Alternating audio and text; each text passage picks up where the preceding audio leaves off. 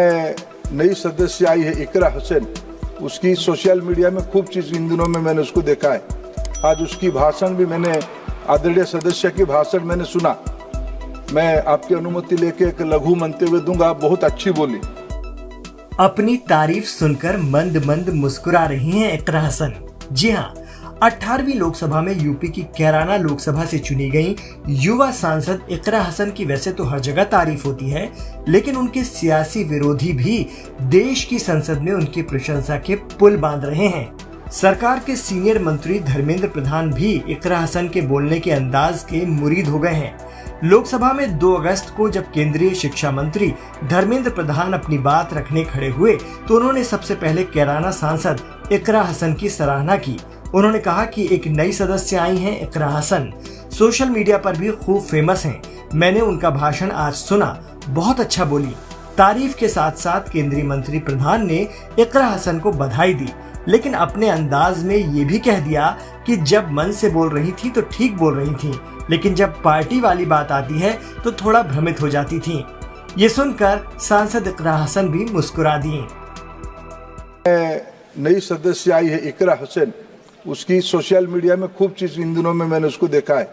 आज उसकी भाषण भी मैंने, आदरणीय सदस्य की भाषण मैंने सुना। मैं आपकी अनुमति लेके एक लघु मंतव्य दूंगा। बहुत अच्छी बोली।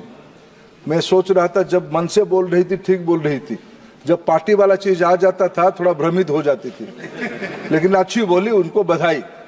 मैं बताना चाहता, दरअसल यूपी के कैराना से समाजवादी पार्टी के टिकट पर जीत कर आई इकरा हसन ने 26 जुलाई को अपने पहले ही भाषण में शामली, प्रयागराज और वैष्णो देवी के बीच रेल संपर्क पर जोर दिया था।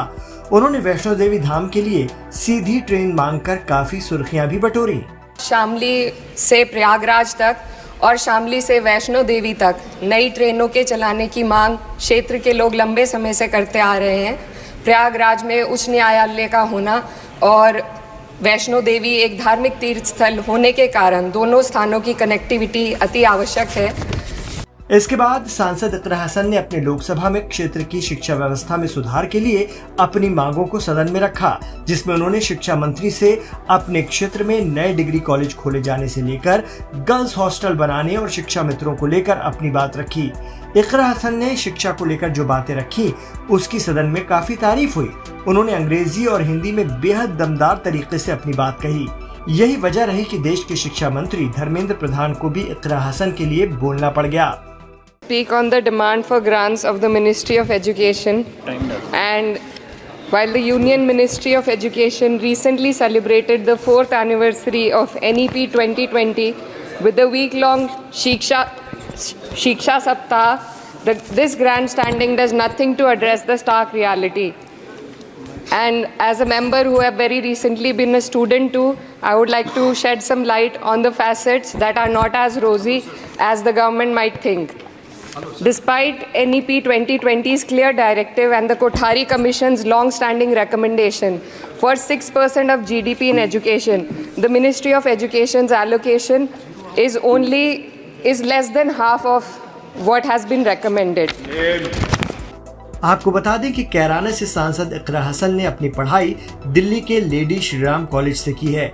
इसके बाद उन्होंने लंदन में अपनी लॉ की डिग्री हासिल की। उनका परिवार पिछले 40 सालों से इलाके की सियासत में सक्रिय है। उनकी मां सांसद रही हैं, भाई विधायक हैं, लेकिन समाजवादी पार्टी की उम्मीदवार के तौर पर अपने चुनाव कैंपेन और अब सांसद बनने पर अपनी जोरदार तकरीरों के लिए इकरा हसन को उनके विरोधी भी सराह रहे हैं। ये बड़ी बात है। अब देखना दिलचस्प होगा सोशल मीडिया और संसद में लोकप्रिय 29 साल की युवा सांसद इकरा हसन अपने लोकसभा क्षेत्र कैराना के लिए कैसे जूझती हैं और देश की सियासत में कितना मजबूत मकाम हासिल कर पाती हैं। नई सदस्य आई है इकरा हुसैन, उसकी सोशल मीडिया में खूब चीज इन दिनों में मैंने उसको देखा है। आज उसकी भाषण भी मैंने, आदरणीय सदस्य की भाषण मैंने सुना। मैं आपकी अनुमति लेके एक लघु मंतव्य दूंगा। बहुत अच्छी बोली। मैं सोच रहा था जब मन से बोल रही थी ठीक बोल रही थी, जब पार्टी वाला चीज आ जाता था थोड़ा भ्रमित हो जाती थी, लेकिन अच्छी बोली, उनको बधाई।